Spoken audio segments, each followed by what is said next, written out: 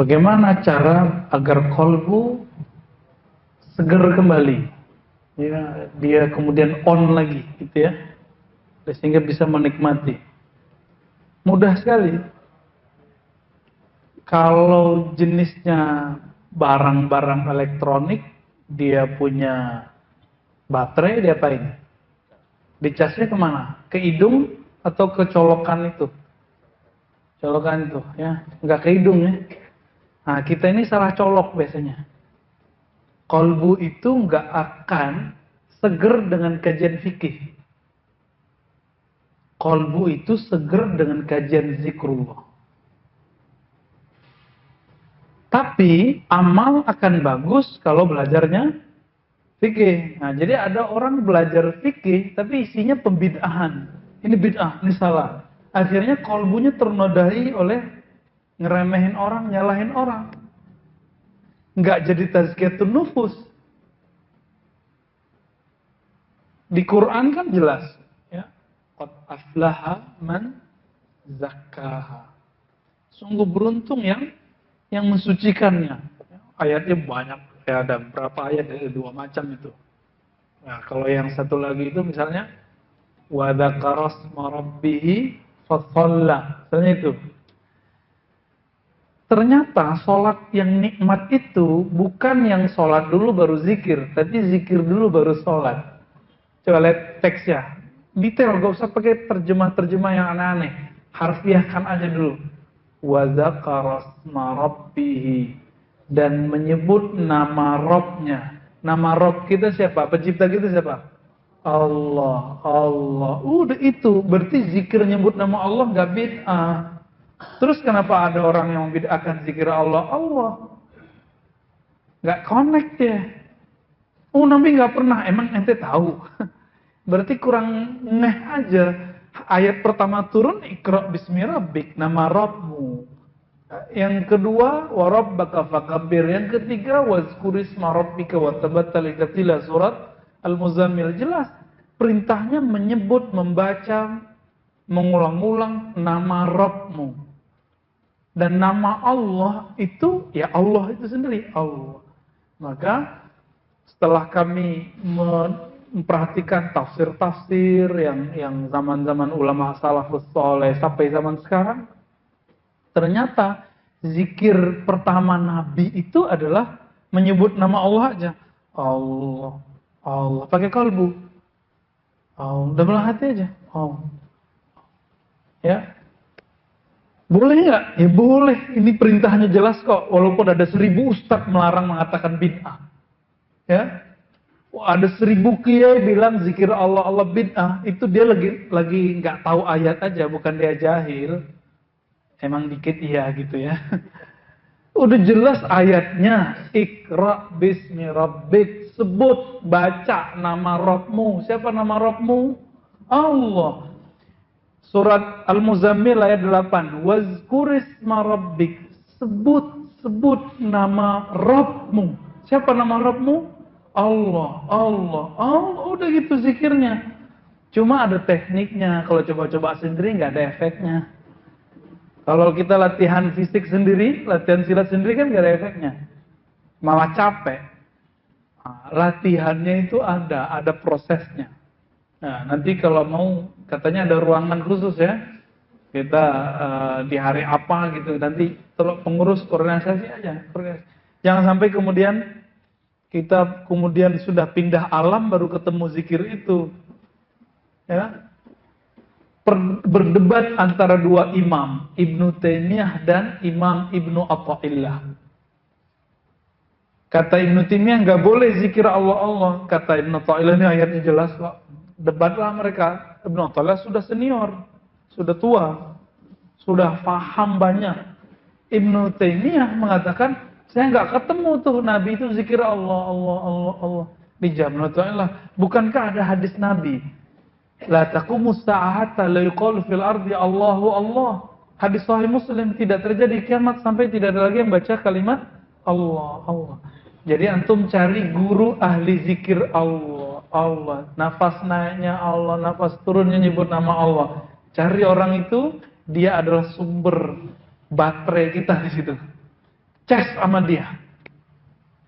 Nah, orang ini kalau terima kita, insya Allah setiap ketemu beliau kita dicas. Tapi kalau jauh dari dia, ya mati sudah ya. Nggak bisa bergerak itu kolbu. Nggak hidup, nggak bisa nelfon dia nanti ya. Maka sholat itu disebut sholat karena di dalam sholat itu ada koneksi kepada Allah. Tapi pulsanya adalah wa zakaras marabbihi fasalla. Sebut dulu namanya, itulah pulsanya kolbu.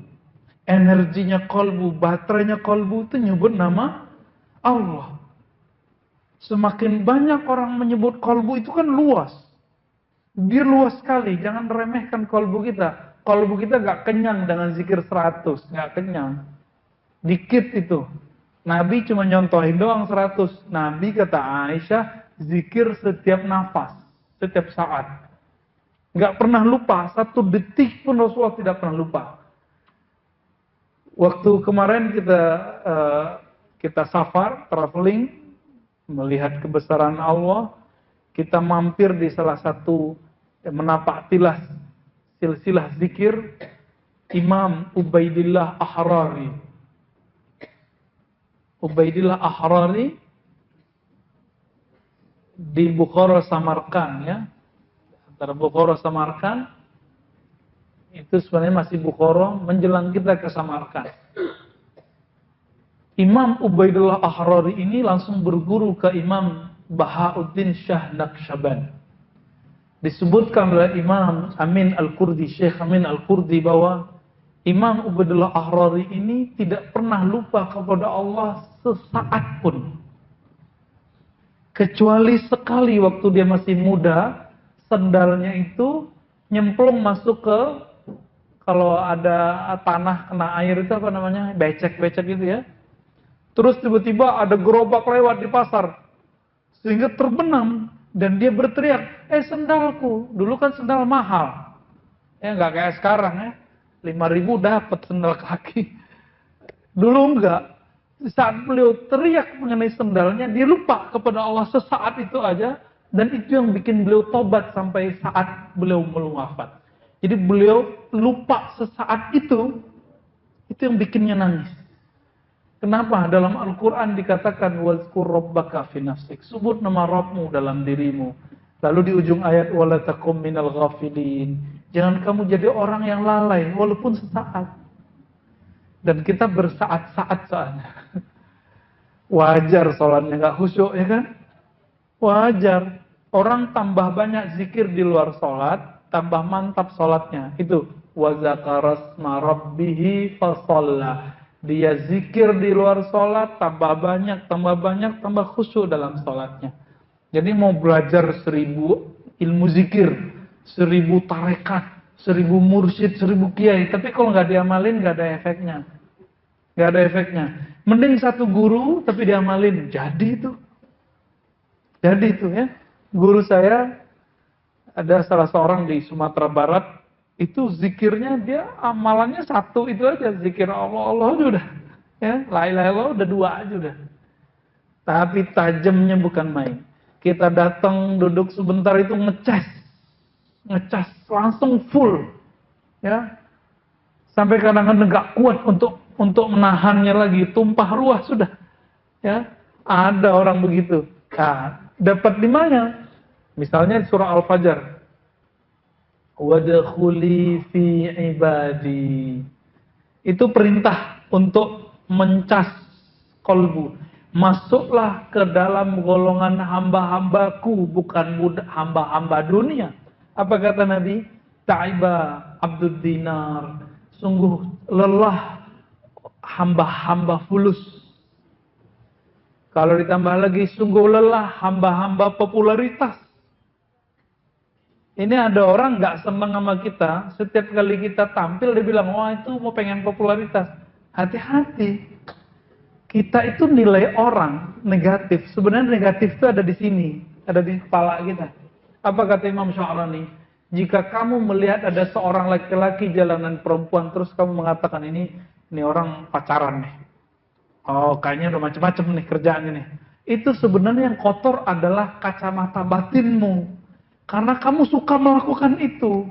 Kamu gak tobat dari dosa-dosa kekotoran, kekejian kolbumu. Sehingga kalau memandang orang, siapa tahu itu orang belum nikah.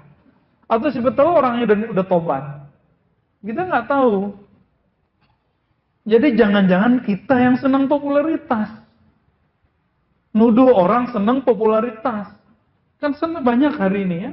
Banyak nuduh-nuduh orang ya. Nuduh orang jahil, kita ternyata yang jahil.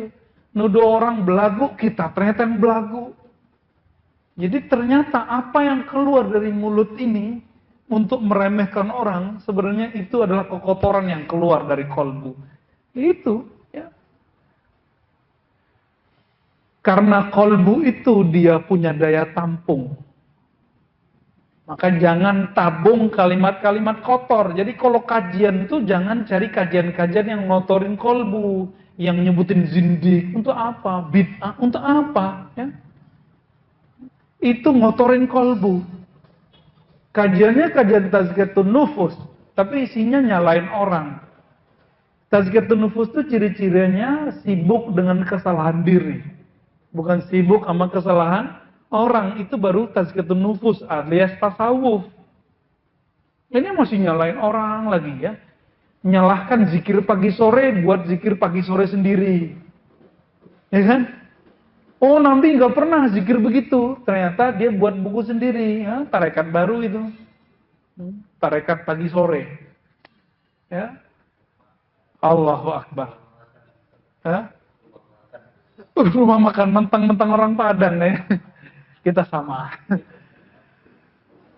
Baik, jadi gimana caranya? Di surat Al-Kahf dikatakan wasbir nafsaka ma'alladzina yad'una rabbahum. Hendaklah kamu bertahan.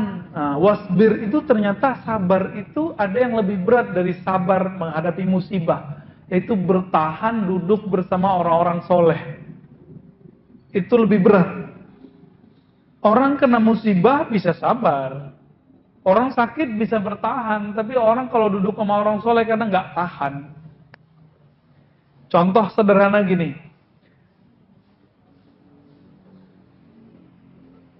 Waktu saya ikut zikiran di Prancis, di Paris, itu mulai dari jam 6, mereka buka itu jam 10 malam. Jam 10 itu masih terang. Kita mulai zikir jam 6, sampai jam 10 baru berhenti pas azan. Capek nggak? Enggak. Saya nggak ngerasa capek, pegel aja enggak. Kok bisa ya? Jam 6 sampai jam 10 berapa jam? 1, 2, 3, 4 jam. Itu kali-kali pertama saya gabung sama orang, itu nggak merasakan lelah berzikir. Oh, baru ingat di Sahih Bukhari, Mu'az bin Jabal mengatakan, Ta'al nu'min sa'atan. Ayo kamu gabung sini, kita beriman sesaat. Lalu di riwayat Imam Bukhari itu ada syarah Imam Ibnu Hajar dikatakan, apa yang dilakukan oleh Mu'az?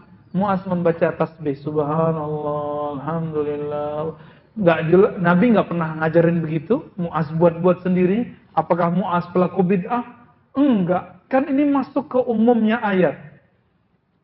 Ayat surah Al-Ahzab, ya allazina amanu zkurullaha zikran katsira. Ayat berapa tuh? 41 ya. Al-Ahzab 41. Hei orang-orang beriman, sebut nama Allah sebanyak-banyaknya. Maka yang dipanggil berzikir itu siapa? Beriman. Maka ciri-ciri iman adalah zikrullah yang banyak. Ciri-ciri munafik zikrullahnya dikit. Itu sederhana toh? Nah, cari komunitas-komunitas yang begitu, nanti kolbu kita akan full. Nah, ini kajian kita di sini, semoga nanti ada kajian zikirnya. Nanti kita buka Ratibul Haddad, ya, Ratibul Attas, nyampe di tahlil kita nikmati tahlilnya. Mau orang bilang bid'ah itu urusan dia, ya. Kalau ada orang bilang madu itu pahit, kita udah coba madunya manis. Kita masih percaya nggak ada 1000 orang bilang di luar sana madu itu loh pahit. Kita bilang apa? Kamu belum nyobain rasa madu. Kalau kamu nyobain rasa madu, gimana rasanya? Manis. Mau dengerin orang itu atau mau ngikutin apa yang sudah kita rasakan? Karena saya sudah merasakan nikmatnya zikir berjamaah, nikmatnya zikir Allah, nikmatnya zikir la ilaha illallah, nikmatnya zikir keras la ilaha illallah. Kita nggak berani lagi bilang itu bid'ah. Oh itu ahwal syaitani, tahu dari mana? Nama kamu kali Tony. Ya, ahwal syaitani kan keadaan kan nggak mungkin, nggak mungkin. Kenapa? Dalam hadis yang sahih disebutkan bahwa syaitan itu punya lamam. Lamam itu kayak semacam kalau nyamuk itu punya belalai. Nah itu lamam. Malaikat juga punya. Jika orang itu tidak berzikir, maka syaitan yang nusukin jarumnya ke dalam. Tapi kalau orang itu berzikir, nyebut nama Allah, langsung syaitan yang jauh. Maka tidak mungkin bersama orang ahli zikir ada syaitan. Dalilnya jelas. Ana ma'ahu idza dzakarani, ana jalisun man dzakarani. Aku teman duduknya orang-orang yang menyebut namaku. Maka teman-teman sahabat melakukan Allah, kenapa kita belum merasakan itu? Karena kita belum nyaman, belum tahan di atas sajadah. Nanti bertahap insya Allah ya. Saya dari kemarin nanti mulu nih. Maaf Pak ya. Semoga umurnya panjang, umur kita panjang, nanti kita bisa zikir. Bertahap dulu, sabar ya, sabar. Kalau sudah siap pikirannya menerima, kolbunya untuk menerima, baru kita kasih hadiah zikrullah. Nggak ada bayar ya. Bayarnya Fatihah aja, tanda terima kasih kepada Allah, kepada guru. Nah, ini yang kita sebut ihda'us thawab, yang juga dibid'ahkan sama kawan kita tuh. Katanya apa? Kirim Fatihah bid'ah.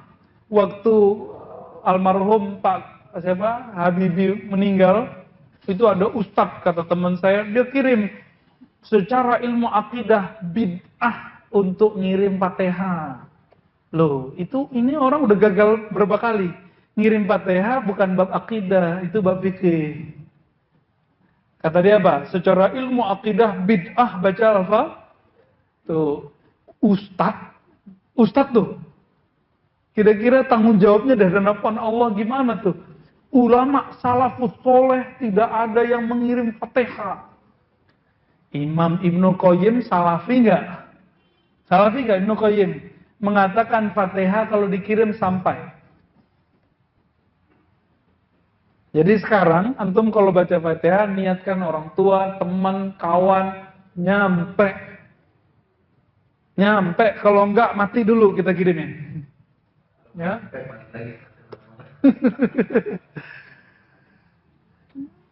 Mungkin sebelum nanti kita mulai untuk berpikir itu, kita mulai malam itu kita juga mengatakan kepada saya menyampaikan calon jamaah pikir untuk bisa memulai pikirnya itu dengan yang hanya 40 kali. Iya. Setiap 5 waktu amalkan minimal ya Hayyu ya Qayyum. Hayyu Qayyum itu 2 nama agung disebut Ismul A'zam. Jika nama ini ada di satu ayat, ayatnya bisa menjadi pengobat. Rata-rata ayat-ayat ruqyah itu ada kalimat Hayyu Qayyum. Coba ayat kursi. Allahu la ilaha illa huwal hayyul qayyum. Begitu juga di surah Al-Imran bagian awal. Maka Hayyu Qayyum itu jika dibacakan ke orang yang sakaratul maut, insyaallah husnul khatimah. Dibacakan ke orang yang sedang kena jin, insyaallah sembuh. Dibacakan kepada kolbu. Jadi kita lagi bacain ke kolbu itu. Bacain ke kolbu, wahai kolbu, Allah itu maha hidup, maha qayyum, maha mengurus hidupmu, maha menjamin rezekimu. Itu ya Hayyu ya Qayyum, ya Hayyu ya Qayyum, ya Hayyu. Nikmati bacanya pelan-pelan, jangan cuma ngejar angka. Nanti lebih dari 40 boleh, tapi kurang jangan. Lebih bagus, tapi kurang jangan. Dari mana nih bid'ah apalagi nih? Ya, yang bilang bid'ah itu nggak baca kitab Ibnu Taimiyah. Ibnu Taimiyah Imam Salafi mengatakan orang zikir ya Qayyum bisa menghidupkan kolbu. Itu Ibnu Taimiyah loh. Jadi yang bilang itu bid'ah, ente jauh dari salaf.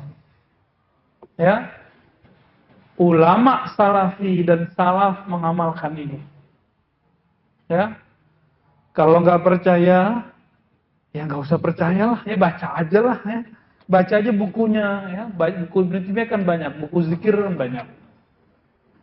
Ada kalau kumpulan zikir Ibnu Taimiyah itu ada Al-Kalimut Thayyib, Ibnu Qayyim Al-Wabilus Shayyib dan kitab-kitab yang lain. Dan itu banyak, ya. Silakan diamalkan dan rasakan efeknya. Setiap hari loh ya. Setiap hari 5 waktu coba disisihkan waktunya untuk menyebut nama Allah itu. Ya. Ada lagi. Baik, ada pertanyaan yang lain?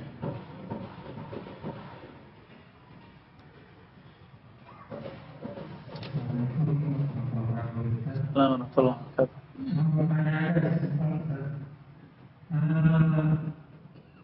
Kalau mau masuk surga untuk perempuan jalan ceritanya mudah. Tinggal mau dimadu aja. Tapi tadi Ustaz bilang sedangkan istri Nabi aja masih cemburu. Saya belum paham itu. Ya. Terima kasih Ustaz. Ya. Assalamualaikum. Cemburu itu nggak ada kaitannya sama madu dan dimadu. Nggak ada kaitannya. Bapak mau coba, Pak? Belajar dulu sama belakang tuh, Pak.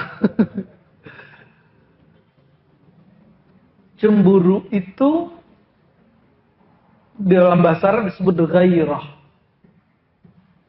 Ghairah, bukan gairah. Gairah bahasa Indonesia lain lagi ya. Ghairah. Ghairah dari kata ghair. Ghair itu artinya bisa dua. Yang bukan atau yang selain. Maka ghair atau makna ketiga perubahan. Maka ghairah itu kondisi psikologis yang berubah karena melihat orang yang disukai berpaling ke yang lain, gitu. Itu disebut ghairah. Dan itu hal yang normal di rumah tangga Rasulullah Sallallahu Alaihi Wasallam. Apalagi di zaman itu orang-orang Mekah itu biasa dikuasai oleh suami. Maka Aisyah ketika punya madunya itu orang-orang Ansor, orang Ansor beda lagi. Orang Ansor itu suka menguasai suami. Kata Aisyah loh ya. Apa kata Aisyah? Ke Hafsah. Hafsah, kita harus hati-hati nih sama Zainab, Ummu Salamah. Kenapa? Orang-orang Arab Madinah suka menguasai suaminya. Ya, nanti kalah sinyal kita nih. Ya. Itu terjadi dan itu normal. Nanti sudah ada buku istri-istri Rasulullah dikarang oleh Bintu Syate. Itu buku paling bagus memahami rumah tangga Rasulullah. Dan imajinasinya itu betul-betul pas. Ketika dia nulis kayak bukan buku modul tapi kayak cerita novel. Silakan cari bukunya, sudah diterjemahkan. Istri-istri Rasulullah Sallallahu Alaihi Wasallam, karya siapa? Bintu Syati. Bintu Syati ini istri dari Amin Al-Khuli, salah satu ulama di Al-Azhar. Itu jaraknya jauh. Amin Al-Khuli udah tua. Ketika jadi mahasiswi, Bintu Syati itu nulis makalah, udah ngerasa keren, tahu-tahu disalah-salahin sama dosennya nih. Selama ini dipuji-puji terus sama dosen yang lain. Ternyata ada dosen yang lain yang satu, jatuh cinta dia langsung. Nah, maka terjadilah pernikahannya. Panjang ceritanya itu. Silakan cari, nanti antum akan memahami bahwa rumah tangga Rasulullah itu sangat indah. Cemburu itu nggak ada kaitannya, nggak ada pertentangannya dengan madu dan dimadu dan memadu, Pak. Ya, kalau satu cemburu apa? Nggak ada lawannya. Suatu kali Rasulullah SAW lagi di rumah istri yang lain, ya, lagi kumpul nih sahabat. Aisyah, ya, dapat kiriman dari Ummu Salamah atau Zainab. Ada mangkok gitu ya, kiriman makanan Lalu Aisyah ambil, tapi pura-pura jatuhin. Gitu. Jatuh, dia pecah. Nabi marah nggak? Enggak. Nabi nggak bilang, ini perempuan nggak soleh. Nggak begitu. Nabi mengatakan pada sahabat-sahabatnya, kalian jangan kaget. Gharat ummukum. Ibu kalian, Aisyah, sedang cemburu. Cemburu itu pertanda cinta kalau dia masih normal. Ya. Nabi senyum-senyum aja tuh Nabi. Ya. Sahabat akhirnya senyum-senyum juga. Tapi secara hukum fikih, kita mecahin punya orang wajib ganti nggak? Nabi bilang, Aisyah, walaupun kamu cemburu, saya senang, tapi itu ganti. Akhirnya Aisyah ambil piring baru lagi. Kirim lagi ke Ummu Salamah. Ya salam ya. Oh banyak. Jadi kalau baca bukunya Pintu Syate, kita kayak betul-betul melihat kehidupan Nabi nyata dan indah. Jadi pernak-perniknya itu betul-betul indah. Nggak seperti dibayangkan oleh orientalis kayak Gibb ya. Kayak siapa? Gustav Well. Namanya itu Gustav Well. Kata dia Rasulullah itu hypersex. Kata dia Rasulullah itu maniak seks. Apa maksudnya itu ngomong begitu? Rasulullah itu kalau dapat wahyu kayak dapat ayan. Itu kayaknya benci sekali sama Rasulullah ya.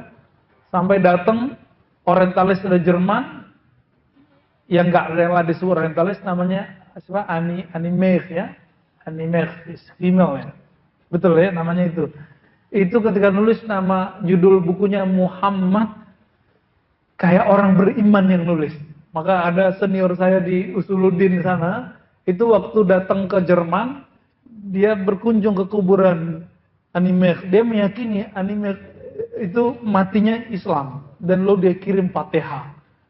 Mahasiswanya pada marah-marah. Itu kan ada tanda salibnya, kan dia Kristen. Apa kata dia? Kamu diem.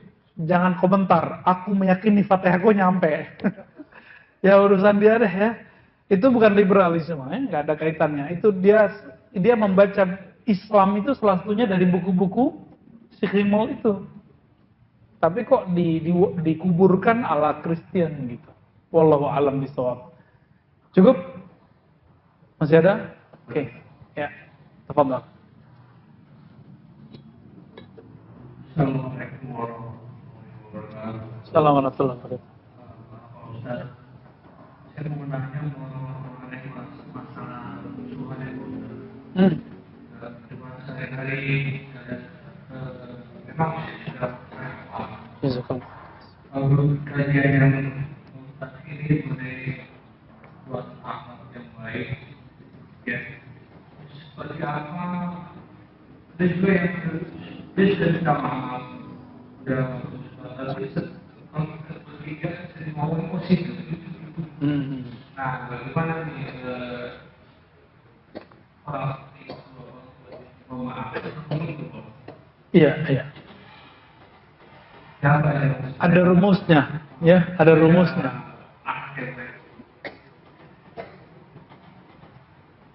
Ketika kita dapat masalah seperti itu, udah maaf-maafan tapi masih diomongin, ya.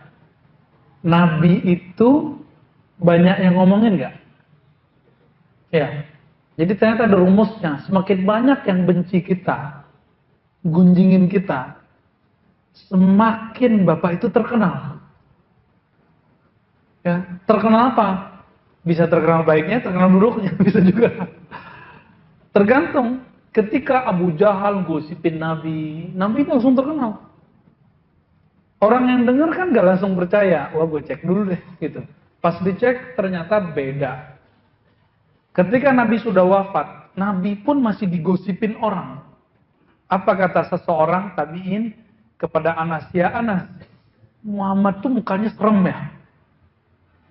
Apa kata Anas? Enggak, mukanya kayak rembulan. Kalau dipandang tambah cinta. Gitu. Dan saya baru dapat ilmu ini tahun lalu. Jadi ketika saya pulang kampung, kawan-kawan saya cerita, kamu digosipin loh di grup. Kamu disebut manhajnya sesat. Gitu. Dokter dibilang sesat loh ya. orang ngaji hadis berbelasan tahun bilang sesat. Saya jadi kayak senyum aja dan ada rasa bahagia. Bahagia apa? Percaya atau tidak, saya baru paham hadis Nabi bahwa kalau orang gunjingin orang lain, itu amalnya pindah ke orang itu. Dan saya merasakan saat itu. Kebaikan-kebaikan mereka, energi baiknya itu pindah ke saya. Jadi kita merasa tambah pede, tambah seneng. Ada kebahagiaan yang berlipat. Berapa orang di grup situ yang ngomongin saya, segitulah powernya. Yang beralih. Baru tahu tahun lalu. Padahal tahu hadisnya udah belasan tahun lalu. Tapi kita baru nyadar. Jadi teman-teman semua, kalau ada orang gosipin kita di dunia nyata ataupun dunia maya, bukan Luna Maya loh ya, itu adalah anugerah, powernya pindah. Powernya pindah. Happiness-nya pindah. Jadi jangan pernah sedih. Jadi kalau Bapak Mas ini diomongin sama teman di luar sana, santai aja. Dia lagi mindahin energi sama kita. Ya. Nggak perlu beramal banyak, tapi energi kita jadi banyak. Nggak perlu ngecas lama-lama. Dengan mereka omongin, jadi kuat. Makanya sederhananya gini. Kalau antum melihat kajian Ustadz Adi, Ustadz Abdus Somad, itu banyak yang hujat nggak di dunia maya? Banyak, tapi dengan banyak yang hujat, tambah banyak yang suka. Orang kan ketika dihujat, wah, pengen dengerin aslinya nih, gimana nih? Pas didengerin, nggak ada tuh, gitu. Tambah cinta. Maka ini rumusnya, semakin banyak yang membicarakan keburukanmu, kamu semakin terkenal. Ya, tapi Abdul Aziz terkenal dengan keburukannya. Masih ingat gak? Yang mengatakan, ya, tahu ya, yang di Jogja, sayang sekali, dia itu redaksinya harus benerin. Seharusnya dia mengatakan pergaulan bebas itu bisa diatasi dengan pandangan Syahrul, cuma sayangnya, nah itu dia mengatakan cuma sayangnya, itu belum cocok untuk negeri Indonesia dengan tradisi keislaman Indonesia. Aman dia sudah. Tapi dia kan pengen terkenal. Wallahu alam ya, saya yakin sebenarnya dia lebih pintar dari Syahrul. Orang teman-teman pesantren kok. Syahrul tamatan mana? Tamatan arsitek. Muhandis, bahasa Arab insinyur. Lebih pintar yang jago bahasa Arab lah, yang nyantai udah lama. Jadi kadang-kadang di dunia kampus itu ada tren-tren yang kadang-kadang nggak pada tempatnya ya. Ada 5 menit lagi kalau mau tanya. Oke, mungkin pertanyaan terakhir.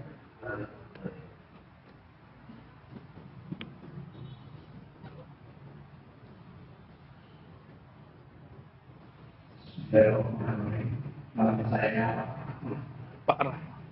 tanya Pak Ustaz, bagaimana kaitannya zikir itu membuka Pintu rezeki. Assalamualaikum warahmatullahi wabarakatuh. Rabi'ah al-Basriyah, murid dari Rabi'ah al-Adawiyah. Biasanya perempuan itu paling galau masalah rezeki. Mohon maaf ya, benar nggak? Laki-laki paling santai. Perempuan itu paling cemas, nanti gimana, nanti bayarannya gimana, cicilannya gimana. Kalau antum belum tahu. Masih kelas SD. Biar cepat. Itu paling galau. Tapi Rabi'ah al-Basriyah, dia kemudian baca ayat surat Zariyat sampai di ayat wa fis samaa'i rizqukum wa ma tu'adun. Di langit itu Allah menyimpan rezeki-rezekimu dan apapun yang dijanjikan untukmu. Dia baca berulang-ulang. Ternyata rezeki kita sudah dicatat di sono, sudah dijamin. Apa ajaibnya? Rezekinya di langit, tapi kok munculnya di bumi gitu. Nah, itu keajaiban rezeki. Akhirnya kata Rabi' al-Basriyah, Semenjak aku baca ayat ini, aku tidak pernah lagi galau masalah rezeki. Galau masalah rezeki. Yang galau masalah rezekinya, berarti ayat ini belum betul-betul dia pahami. Pasti kita semua iman sama ayat, benar? Ya, kita iman semua nggak? Kita iman semua sama ayat ini. Cuma kita belum betul paham ayat ini. Cuma tahu terjemahnya, di langit ada rezekimu, tapi nggak paham. Langit itu dimulainya dari mana, Pak? Semua yang di atas bumi langsung disebut langit. Maka sebenarnya sejengkal aja ini sudah disebut langit dunia sampai ke atas sana. Berarti rezeki kita semak kita jalan aja menjemput sudah ketemu. Jadi rezeki itu kalau dia tidur aja datang. Apalagi dia bangun. Maka ada rumus yang ketiga nih. Kita kasih rumus-rumus saja. Rizki itu ada kalanya engkau mencarinya atau engkau dicari. Nah, kajian ini besok pagi kita bahas di Al-Hikam. Al-Hikam kedua, bab tajrid dan asbab di MRBJ. Ya, pada subuh insya Allah kalau umur kita panjang, dilancarkan Allah, nanti kita kajian. Bagaimana cara memahami rizki. Rezeki yang datang sendiri itu gimana caranya gitu. Ya, jadi rezeki itu sederhana Pak, dia turunnya sama zet. Seberapa banyak intensitas menjemputnya, itulah yang disebut nasib. Nasib itu bahasa Arab artinya bagian. Jadi nasib itu bukan nunggu, nasib itu adalah usaha. Nasib itu, takdir itu bukan hanya saya diam, bukan. Takdir itu semua yang terjadi pada kita, mau usaha nggak usaha itu takdir. Ya, maka kita pilih takdir mana? Gitu Pak. Dan rezeki terbagi dua Pak. Rezeki rohani, rezeki jasmani. Yang Bapak tanyakan itu rezeki jasmani kayaknya ya, rezeki fulus. Ada nggak kaitannya? Ada. Coba lihat, kalau saya mau minum, saya baca bismillah nggak? Ini rezeki loh. Ketika saya minum itu pakai bismillah, maka kunci rohani yang ada di dalam kandungan di sini, itu masuk ke dalam diri ini yang disebut berkah. Ini yang disebut berkah. Orang ketika jalan mencari rezeki, baca doa, dia sedang mengambil rezeki rohani plus rezeki jasmani. Jadi mulai malam ini, Bapak Ibu Saudara ikhwan akhwat fillah, mari ambil rezeki kita dua-duanya, jasmani dan rohani. Mohon maaf, orang sudah menikah, baca doa nggak ketika malam pertama? Baca doa, karena itu rezeki. Mohon maaf lagi nih ya. Kasian nih kalau mas saya kena terus kayaknya.